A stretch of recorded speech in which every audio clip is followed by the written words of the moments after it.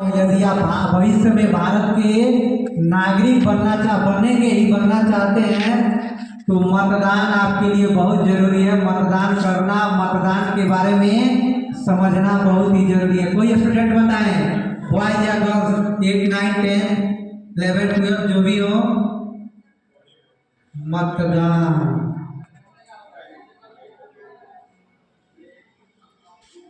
तो मतदाता समझते हैं। क्लास 9 में बताया गया है लोकतांत्रिक जो डेमोक्रेसी चैप्टर है उसमें, जिस दिन पूरे बिहार में मुख्य निर्वाचन आयुक्त पटना दौरे पर थे और जिस दिन प्रेस कॉन्फ्रेंस होने वाली थी उसने 9th क्लास में बताए भी थे कि आज चुनाव को लेकर के प्रेस कॉन्फ्रेंस होने वाला है, उससे रिलेटेड टॉपिक बताया गया था। कोई नहीं बताएंगे? सबसे पहले ये जानिए कि भारत एक लोकतांत्रिक देश है। कैसा देश है? आवाज नहीं आ रही है। लोकतांत्रिक मतलब यहाँ लोकतंत्रीय व्यवस्था है। यहाँ जनता, यहाँ की नागरिक अपने प्रतिनिधि को चुनती है और चुने गए प्रतिनिधि देश को चलाते हैं, देश की शासन व्यवस्था को चलाते हैं। कौन चलाते हैं? देश के चुने हुए प्रतिनिधि के द्वारा ही देश का संचालन होता है। जो भी कार्य योजना होती है, जो भी शासन व्यवस्था होती है, वो संचालित होते हैं।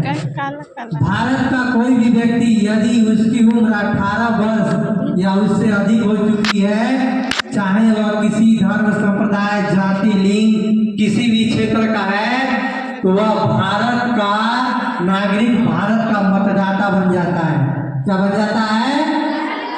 भारत का नागरिक।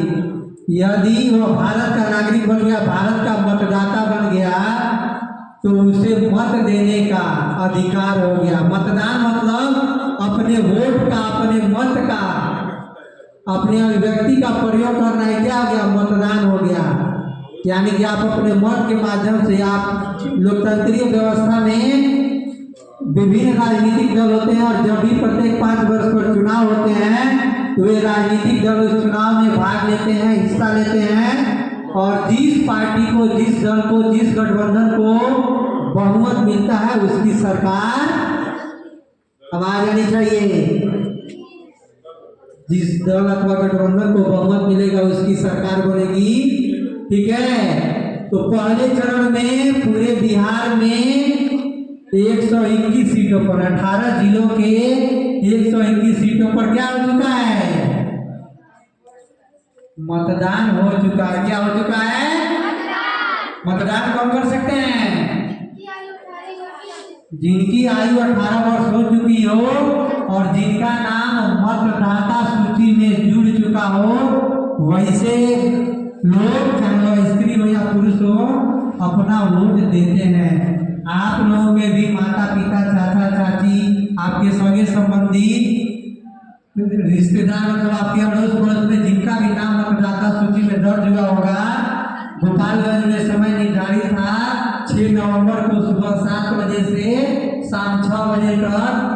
तो आपके भी माता पिता, चाचा चाची, जिनका भी भाई बहन का नाम जुड़ा होगा, जो भी मतदान केंद्र होगा, मतदान केंद्र पर संबंधित नजदीक का विद्यालय होता है, उस मतदान केंद्र पर आप मतदान हुआ होगा। ये है आपके माता पिता। आवाज नहीं आ रही है?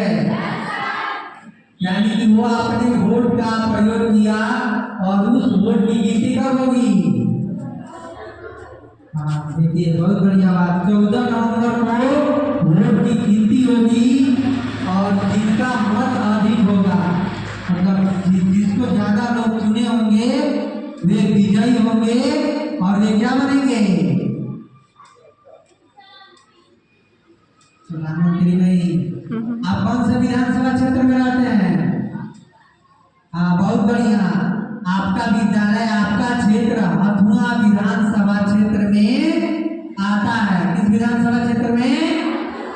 तो हथुआ विधानसभा क्षेत्र से कई जनता के, ये राजनीतिक दल के कार्यकर्ता, राजनीतिक दल के उम्मीदवार खड़े होंगे और उसमें जिनको सबसे ज्यादा वोट मिलेगा, मत मिलेगा, वे क्या होंगे? विजयी होंगे, जीत जाएंगे। और जीते हुए जनता के प्रतिनिधि क्या कहलाएंगे?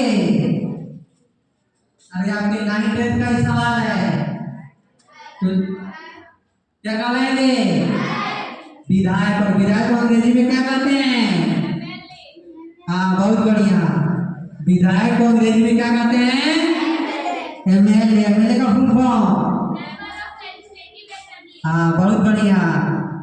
तो ये चीजें जाननी, लोकतांत्रिक व्यवस्था में आप लोकतंत्र में रहते हैं तो ये चीजें जाननी बहुत आवश्यक है, क्योंकि आने वाले समय में आप भी राज्य के, इस देश के क्या होंगे? नागरिक होंगे। आप भी कुछ साल बाद, 2 साल, 4 साल, 5 साल बाद आप भी अपना मत, अपना वोट देने के अधिकारी होंगे।